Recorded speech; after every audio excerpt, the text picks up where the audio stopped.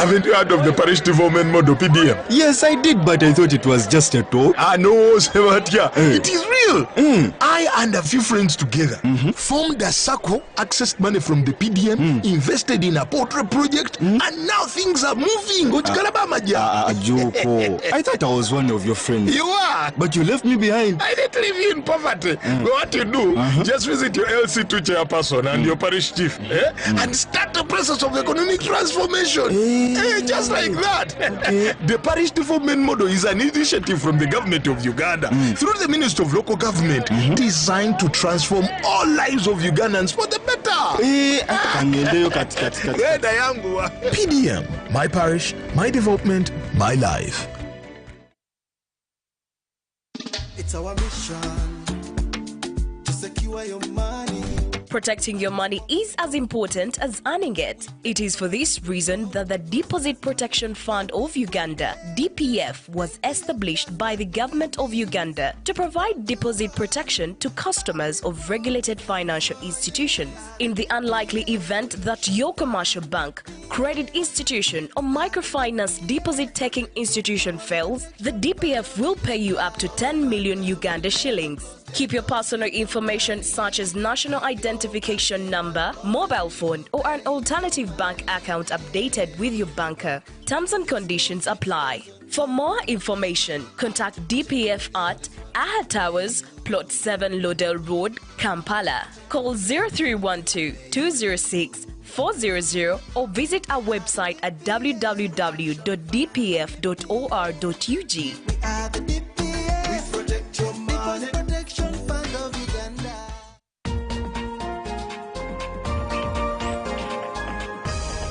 Coming soon on UBC. Are you ready to take your fitness journey to the next level? Join the Sweat Squad by Sion. Coming soon to UBC TV. With expert guidance, cutting-edge workouts, and a supportive community.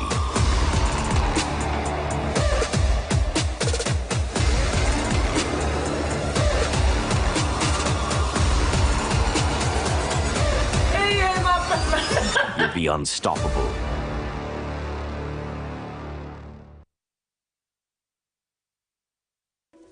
In a nation hungry for truth, a world where every story matters, there exists a beacon of trust and reliability.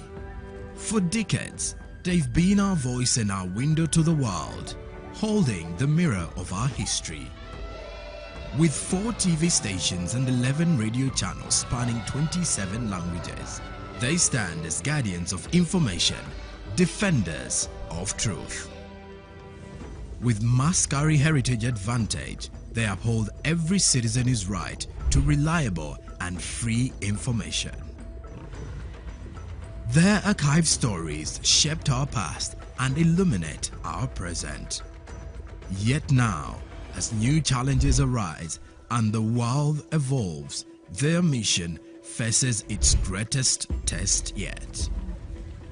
Be part of our journey and let's navigate the unknown, uncover the untold, and safeguard our future together. Tune into your public broadcaster, for it is the intersection of trust and truth.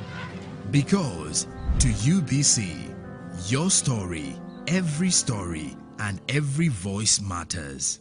UBC, inspiring Uganda.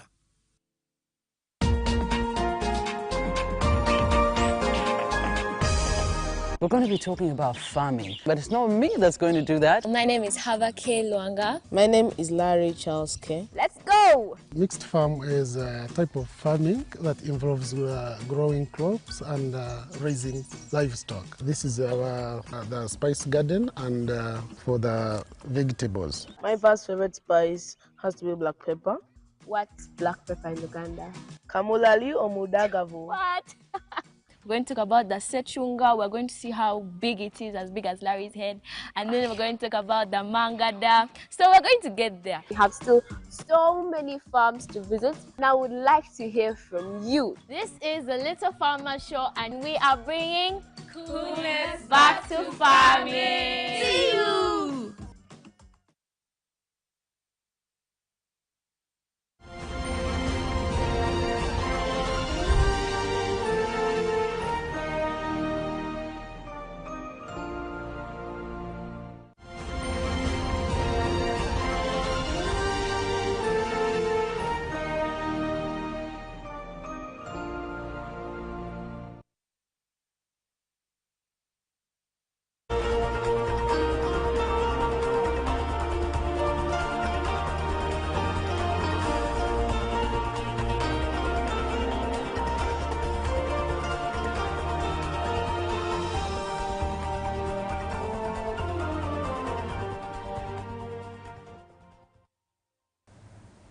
It's Good Morning Uganda. Welcome once again. My name is Olive Monica Najoma. Thank you so much for being a part of the program. Now, we know that women's businesses are very important, and yet, according to the public procurement, we also know that public procurement is a powerful tool of economic empowerment, yet women's businesses remain at 1%. They get 1% of the awarded contracts. That's why we are here today to delve into this conversation and also know why it is this way and what solutions are being made to ensure that women can get more contracts awarded to their businesses. Today we will explore the challenges women face in accessing procurement opportunities, but also the impact the LIFT project has on the same. And in this discussion, I will be speaking to Mr. Ronald Tumuhaire, who is the manager PPDA local content, and also Mr. Gilbert Sendugwa, who is the ED Africa Freedom of Information Center. And my name is Olive Monica Najuma. Now, the gentlemen are here with me. First of all, good morning, Mr. Tumuhaire. Good morning, Olive. Yes. Thank you for having us here today. And a good morning to all the viewers. Like you've said, I'm Ronald Tumuhaire, manager local content at the PPDA. And local content is basically about mainstreaming and making sure the interests of the private sector are put at the forefront in procurement of government goods, services, and works. Okay, and you're most welcome, Mr. Sendugwa. Thank you very much. Good morning, Olive, and good morning, dear viewers. Greetings from the Africa Freedom of Information Center, which is a Pan-African network of CSOs that promote access to information, transparency and accountability of governments and businesses, inclusion of women and other marginalized groups, and also climate justice. We are very pleased to be here, and we have been pleased to partner with PPDA on promoting women's participation in public procurement in Uganda. Okay.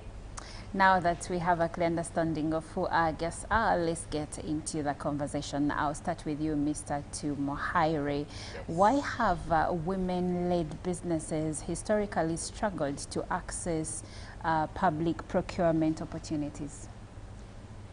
Thank you. In Uganda and basically in the African setting, there are very many social-related and historical restrictions for which women specifically have been held aback. There are very many restrictions that have hindered their economic progression, and in fact, when you look at the perspectives of the social settings within Uganda, Africa at large, you'll find that women many times have been set back, and they have not been brought into the action and the center of things. So as such, because of these social and historic restrictions, many women have been held back many of them don't believe in themselves. The social settings themselves have not allowed them to believe in themselves. So you realize that many times they are not in the space where the action, the business, the money is, you know. They are in the back. They are actually doing very small things. Largely, they are restricted to caregiving in families, and this has definitely had an impact on how it is that they are able to support their children, how it is that they are able to support their own spouses, and even support themselves.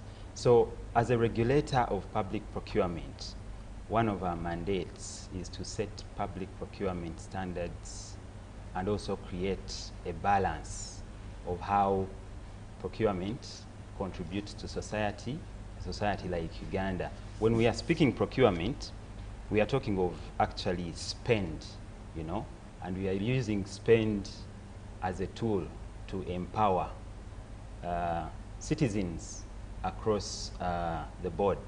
So as a government and as a country, there are many tools at our disposal. Procurement is just one of those tools. We have the understanding that about 60% and more of our national budget is actually expended through procurement. The buying of goods, the buying of services. So this is one of the avenues that government has identified to empower women, to call them into the center of things and tell them, those of you that are entrepreneurs, this is what government is procuring. What of this can you supply? And we are actually opening eyes of these entrepreneurs that have dedicated their lives to starting up businesses. When you look at business startups, when you look at entrepreneurs in this country, you'll find that a big percentage of them is women, you know, trying to like start up a living, start up something that can generate income for their families, for their communities. And so government has seen this, and we are saying, okay, amidst these challenges that you face, amidst these barriers that you face, come to the table, you know, come and participate in public procurement. Government is buying so much. Government is buying catering services. Government is buying construction of different projects, is procuring supplies of different sorts, stationaries, talk of equipment. What of these are you involved in? And so we are trying to break these barriers, but largely the barriers are related to social norms and historic restrictions, which eventually point towards them being limited in terms of finances, them being limited in terms of perspectives like self-belief. You'll find that about 70% of every 100 women do not exactly believe they can do the things that they are actually able to do, you know. So they are restricted in such a way. And also the society itself has restricted them. You know, there are spaces where when women go, they feel unwelcome. And this is in business. Look at the construction industry, you know. You will find that women are not actually welcome.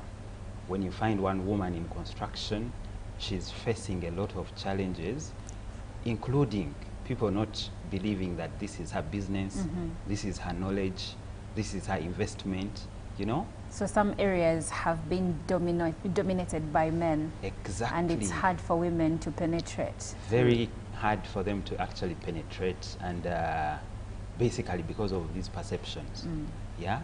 Sometimes they even have the money, or they have the government support. Government has put different capital funds, but the women are not going there, you know, because of those kinds of restrictions.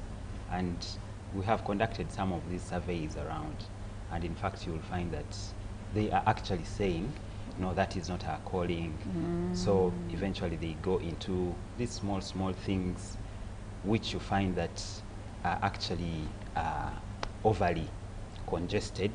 If it's business where everyone is stationary, you know, Everyone the cleaning has a boutique. services. So you'll find everyone is into clothing, Yes. into boutiques, Yes. and they leave those other spaces. And eventually government is also struggling, because if you have just a handful of people that are doing the same thing over and over, you are almost at their mercy. They have a lot of influence over you. If it's a few suppliers, what it is that they dictate, you actually are going to go with that because you have limited competition, you know? Okay. Yes. So from what you've shared, what I get is that we have many women in business, That's right. but many of them are aligning themselves with the female-centric side of business, the easy stuff. They're not trying to break the barriers when it comes to the other sectors, maybe like you mentioned, construction, there is engineering, and so much more. Now we have oil and gas, and many men are investing and getting contracts with the government. But when you look for the women, very few are representing. Yes. So if you're just joining us, we are looking at the issues that women-led businesses face, especially when it comes to getting procurement contracts from the government. Still with you, Mr. Tumhaire. Yes. How does limited access to information affect women-led businesses? Thank you, Olive. Information is actually everything. When it comes to public procurement, we are talking of access to procurement opportunities in terms of information.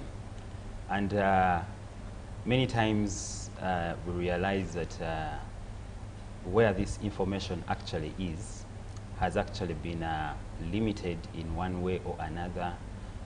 For example, it's put in specific media, it's in specific languages, specifically English.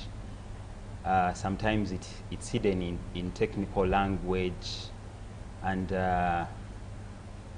this information is the key to accessing these opportunities. Now, as a regulator of public procurement, we have some basic standards that we expect government procuring and disposing entities to abide by, and be able to break some of these limitations on access to information. One of those key principles or standards is expectation that transparency is promoted and upheld. Transparency of information to do with government procuring opportunities. And by all means, we expect that entities are able to subscribe to transparency, not only limited to newspapers and the bidding documents, but in all forms and by all means, to ensure that information is transparently available and made available to the different people. Besides that, the number of other things that the PPDA is charged with, for example, enforcing and assuring compliance to the standards provided for. So where people are not being transparent, it is the responsibility actually of government bodies such as the PPDA to impose it upon these buying entities to actually avail information and avail it in all channels and media for which women and citizens of this country can access these opportunities. Sometimes we have seen opportunities actually or contracts awarded, and people start to question, how was this awarded? We didn't see any of these actually put out there in the paper, or actually you know, it was just a contract that we saw awarded to someone. Or some people actually even participate in these processes, but unfortunately, they realize that a contract got awarded, but they never heard from the entity about their participation. When and how did I fall out of the race, you know? And as a regulatory body, PPDA, one of our tasks is actually to ensure that entities comply. And also, still part of our mandate as PPDA is to create awareness, to create sensitization and build capacity of the different groups of people and citizens of this country on how to access information. You will find that we have platforms on the website, such as the government procurement portal. In fact, we also have a fully fledged system called the electronic government procurement system, and these systems have been put in place by government to provide information on these opportunities. But you'll find that 1 in every 5 business people actually do not know that they can go to these platforms and actually look at things like procurement plans, bid notices showing which entity is buying what and when. So it is also incumbent upon us as government bodies, and specifically for procurement as PPDA, to create awareness. We are trying to do some of these things at the scale that we can. We should be doing this at a grand scale. We are hoping that better days are going to come, and we're going to be splashing and putting most of this information before all those that need it, and people are able to identify that, oh, there is an opportunity here, there is an opportunity there, let me try to participate. And in fact, there are actually so many opportunities on any given day, in any given week. There is a minimum of 5 entities that are advertising for tenders and saying we need the following things, and unfortunately, sometimes people don't see these things, you know. Okay. Yes. Well, interesting. If you're just joining us, the conversation has been around for a couple of minutes, but you can join us, and in case you have been with us from the start, you can send your views or even questions to the gentleman on WhatsApp number 0709-602-599 today. Today we explore the challenges that are faced by women-led businesses, especially when it comes to obtaining procurement contracts or opportunities. And I am speaking to 2 gentlemen, Mr. Ronald Tumhaire, who is the manager PPDA local content. That's the gentleman right next to me. And on the extreme left, I am speaking to Mr. Gilbert Sendugwa, who is the Executive Director, Africa Freedom of Information Center. Now, Mr. Sendugwa, let's have a conversation regarding the LIFT project and its impact. First of all, what inspired the creation of the LIFT project, and what are its core objectives? Yeah, thank you very much, and good morning once again, dear viewers. So between 2020 and 2023, we undertook a study on the barriers to women's participation in public procurement in Uganda, Ethiopia, Kenya, and Tanzania, and Rwanda. And we found 3 categories of barriers. One, Ronald has talked about that, the social-cultural barriers. But over and above these, we also found legal and policy barriers, and also operational and capacity barriers. When it comes to legal and policy barriers, our research recognized that people are different. They have different abilities, they have different challenges, they have different capacities. And yet, when it comes to public procurement, the law, the procedures are blind to these differences. And these naturally disadvantaged women. The requirements for bidding are very stiff, or were very stiff, which many women could not afford or even understand to prepare and submit responsive bids.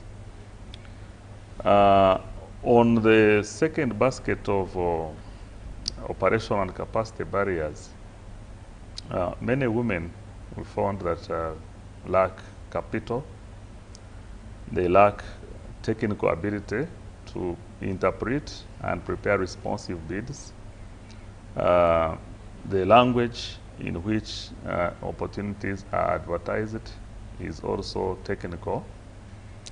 The requirements, technical requirements for contracts was also very stiff, even for things which do not require such competencies. But you'd find, the law requires that, they should possess X, Y, Z. And as a result, therefore, whereas we found that there are many women-owned businesses that are registered in Uganda by the Uganda Registration Services Bureau, only a few were actually participating in public procurement. Actually, 38% of all businesses registered by the Uganda Registration Services Bureau were owned by women at the time. And yet, only less than 1% was actually participating in public procurement. And this is a huge problem because, as Ronald has said, 60% of the national budget every year is spent through public procurement. So if women businesses are taking less than 1%, it is going to be impossible for government to achieve the SDG targets on inequality, because, whereas women constitute 51% of the population, you see that money is not going their way. And that's why it is important to reform public procurement so that, there is fairness, there is inclusiveness, so that women-owned businesses can take a fair share. So, fortunately, through engaging with government, it was responsive. The law was amended in July 2021 to reserve contracts for women, youth, and persons with disabilities. Last year in March, PPDA issued guidelines which operationalize this.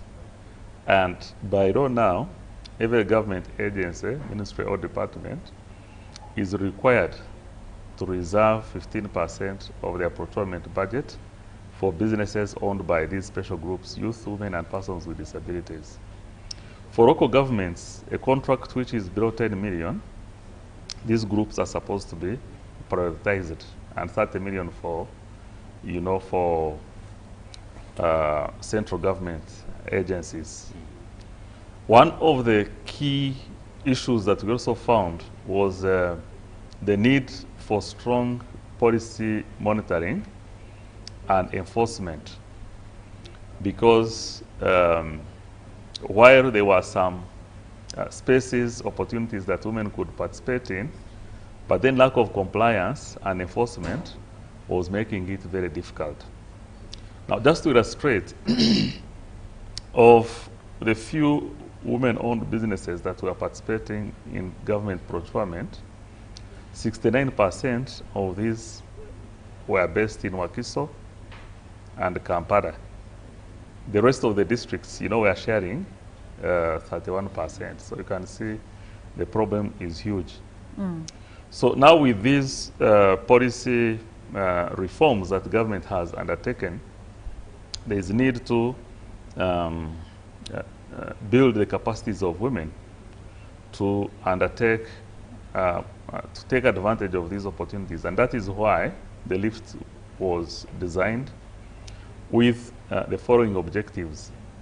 First, to train and pilot the implementation of this guide of the new policy in 4 entities: Kampala Capital City Authority, Uganda Electricity Transmission Company, Mbara District Local Government, and Wakiso District Local Government.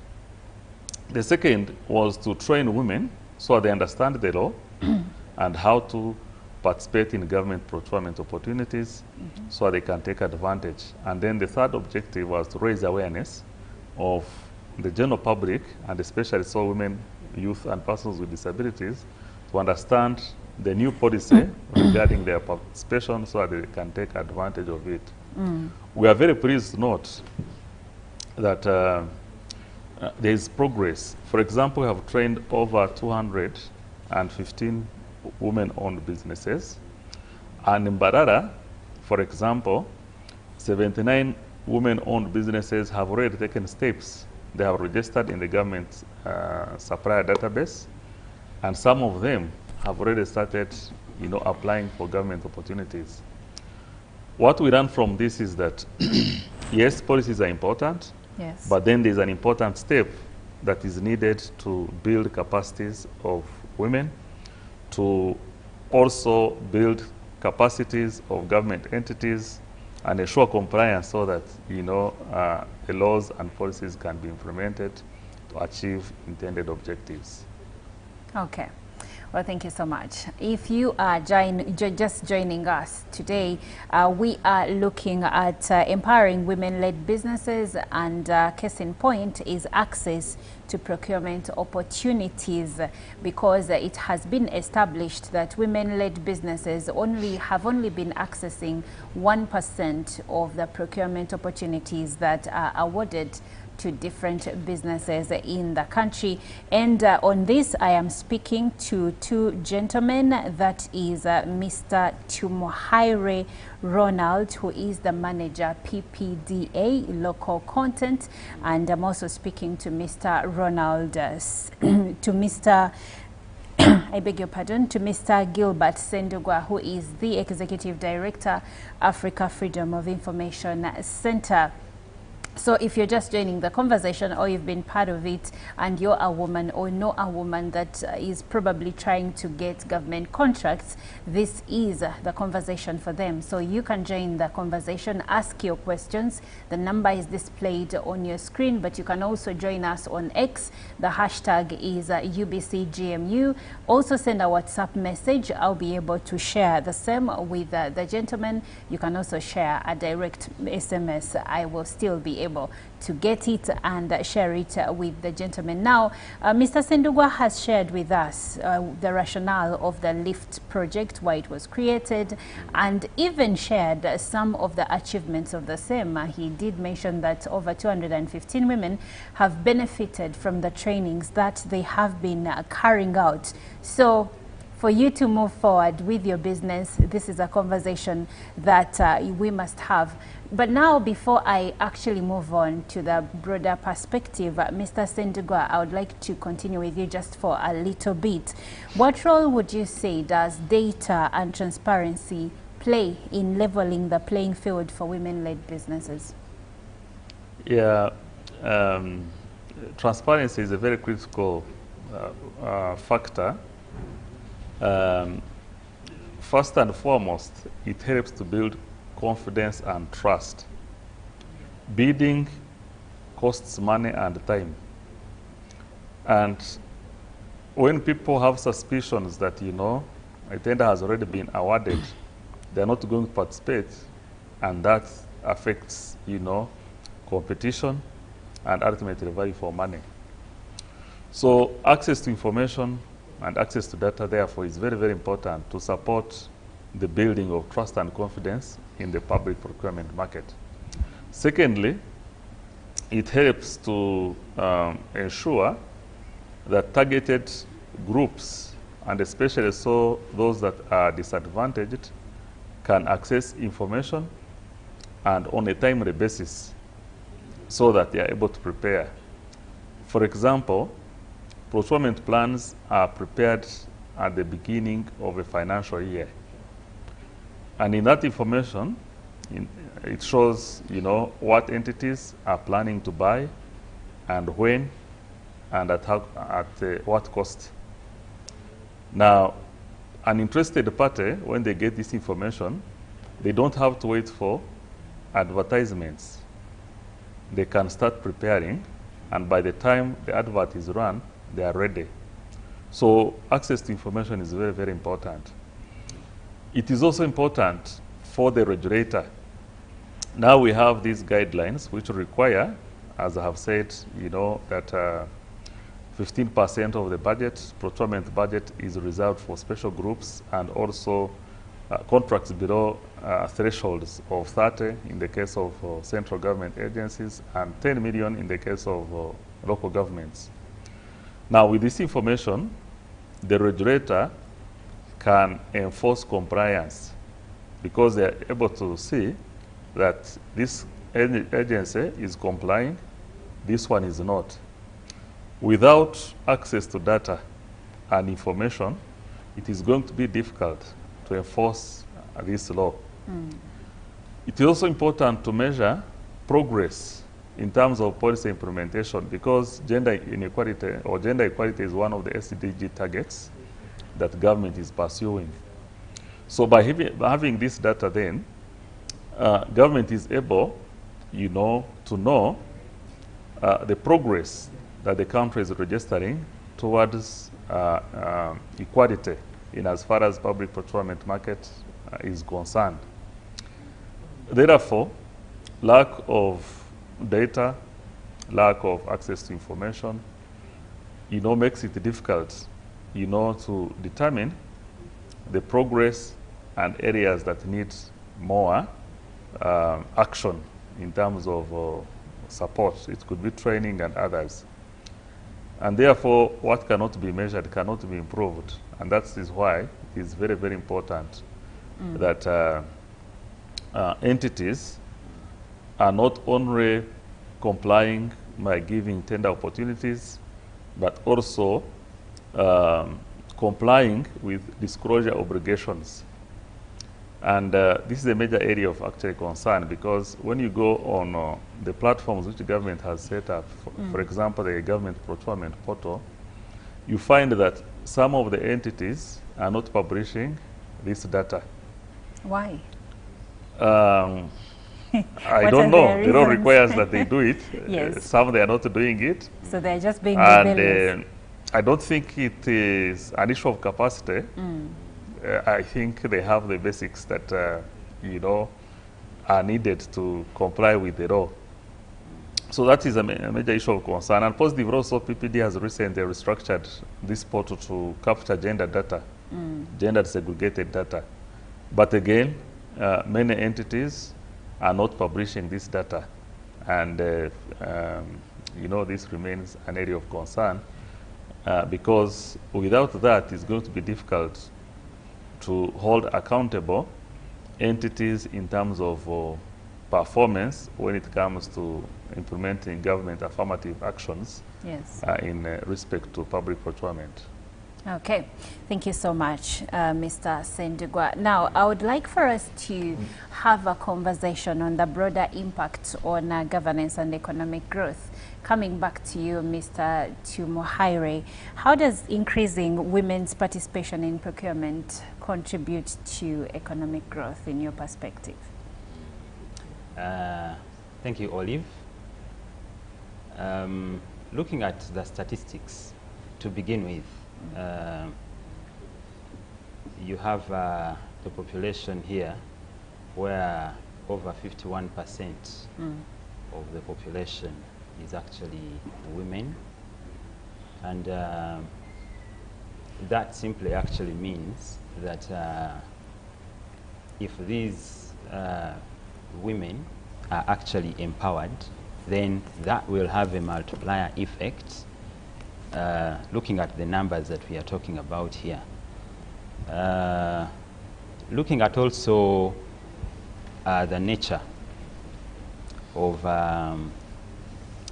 women entrepreneurs, it is on record that those that have contracted various people, you contract a woman, there is sometimes a higher level of commitment. There is sometimes a lot of effectiveness. Women try to get things done because they actually have that, they still have that value of concern that things must get done as per the contract. Now this translates into both individual growth and national growth. In terms of the individual, you will see that women are skilled, women are able to actually develop and get a livelihood.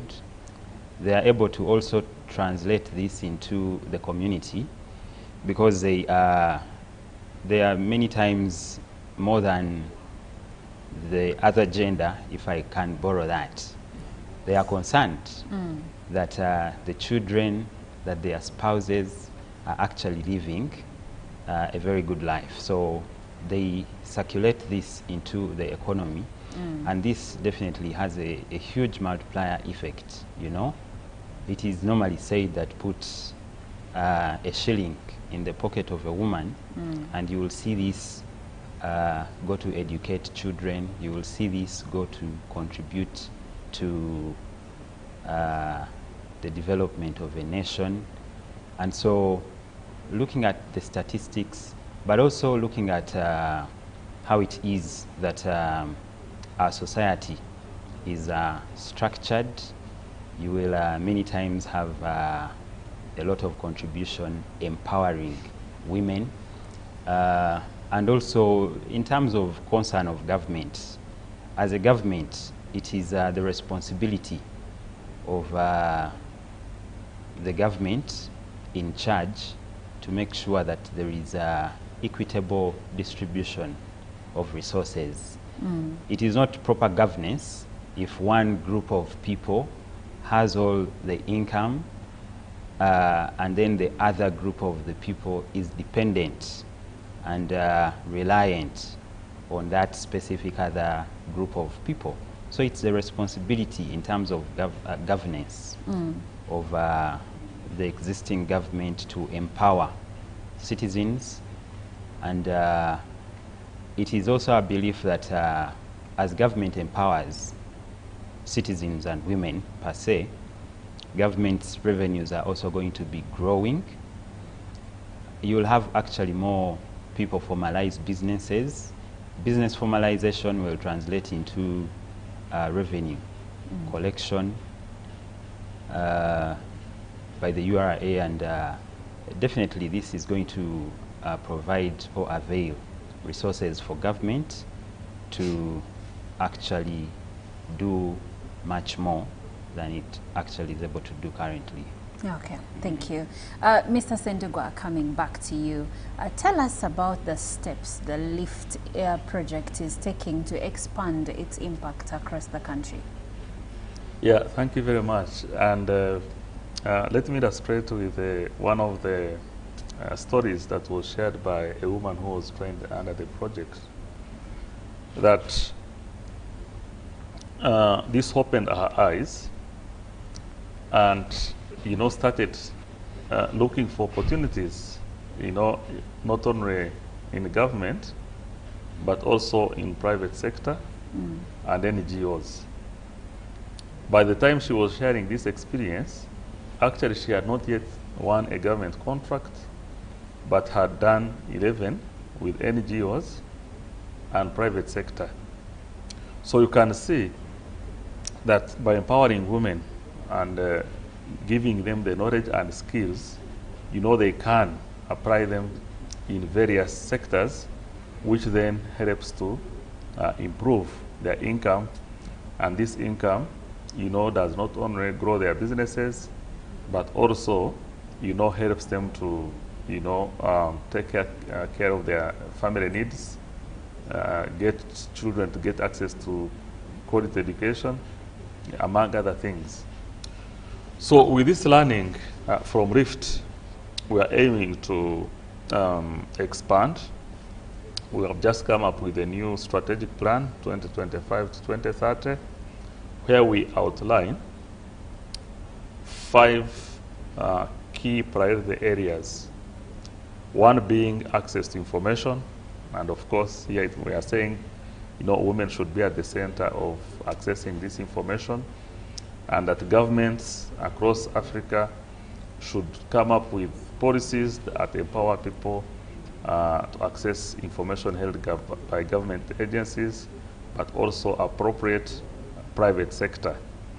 Those private companies that perform public functions, use public funds, should fall within the scope of disclosure so that citizens can access and use this information.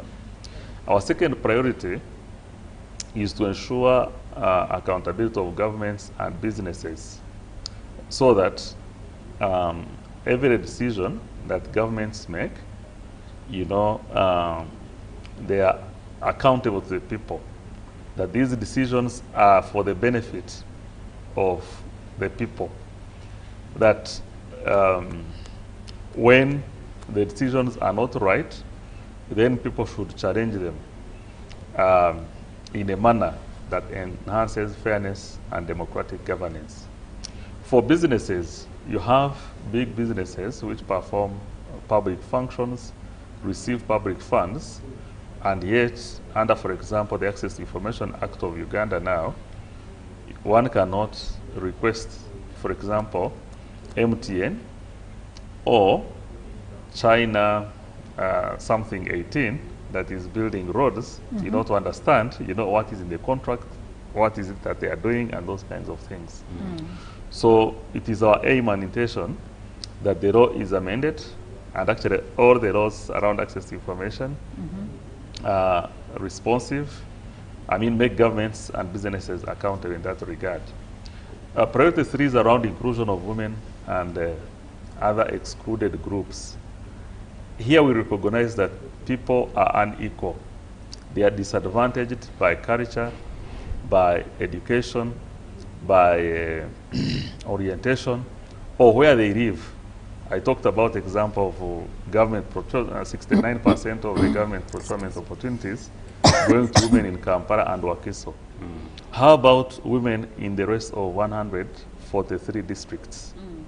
So inclusion of special groups is very, very important, and it is one of the our priority areas, looking at the things that government can do to cure this problem, but also working on the demand side to enhance capacities of women, youth, persons with disabilities to be able, to meaningfully participate in their governance and development.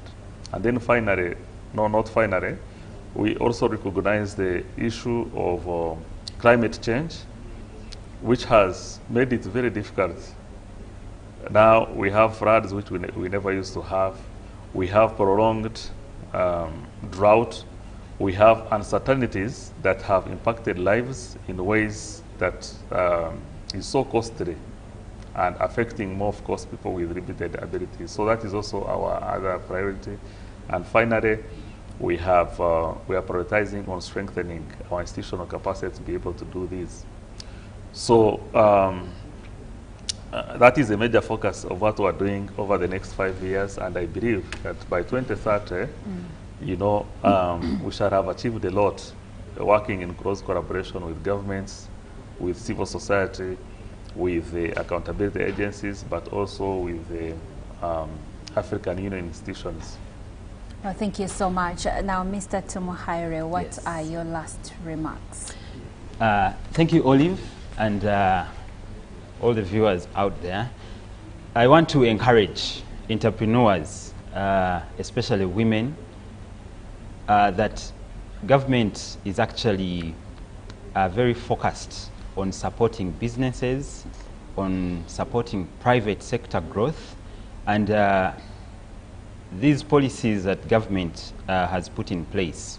Specifically, there is a guideline on promoting the participation of women, youth, and persons with disabilities in public procurement, and it's in this guideline, which is hinged on Section 63 of the PPDA Act, provides provisions for entrepreneurs, opportunities for women-owned businesses to be able to come into business and also offer what it is that they have to government, work with government.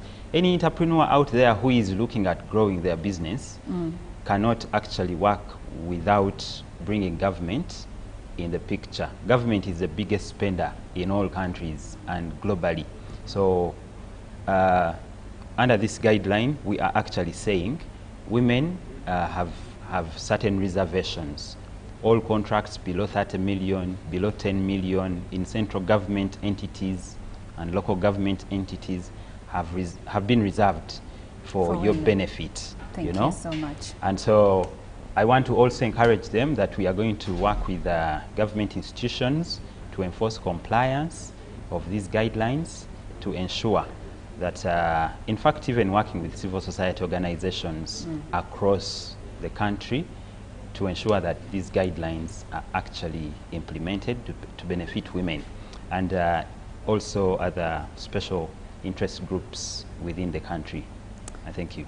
Thank you, Mr. Ronald Tumuhaire. Mr. Ronald Tumuhaire is the manager, PPDA, local content, and I've also been speaking to Mr. Gilbert Sendugwa, who is the executive director, Africa Freedom of Information Center. And together, we've been looking at empowering women-led businesses, and our main focus was on access to procurement opportunities for women. Thank you for being a part of Good Morning Uganda. I will be taking a short break, and Ruben Pima will be with us for sports updates. I'll catch you again tomorrow at 6:30. My name is Olive Monica Najuma. Stick around.